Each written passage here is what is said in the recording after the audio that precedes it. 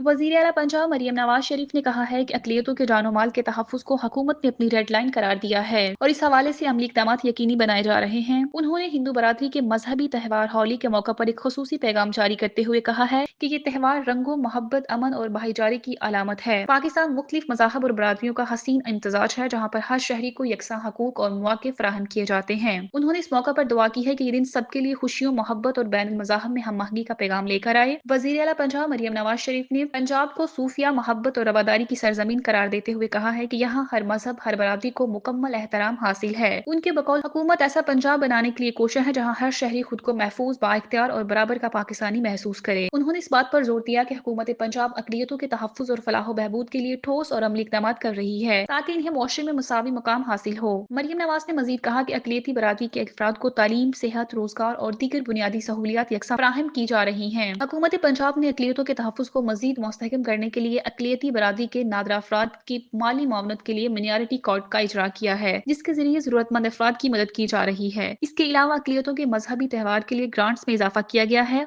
और मुतल्लिका इदारों के बजट में भी नुमाया इजाफा किया गया है ताकि अक़लियतों को मज़ीद सहूलियत फराहम की जा सकें। उन्होंने इस बात पर भी रोशनी डाली कि पंजाब हुकूमत अक़लियतों के मजहबी सकाफ़ती त्यौहारों को सरकारी सतह पर मनाने के इंतजाम कर रही है ताकि बैनुल मज़ाहब हम-आहंगी को फ़रोग़ दिया जा सके। उनके मुताबिक हुकूमत पंजाब का ये अज़्म है कि हर मजहब के पैरोकारों को मुसावी मौक़े और हकूक़ फराहम किए जाएँ और वो अपने मजहबी और सकाफ़ती त्यौहार आज़ादी से मना सकें।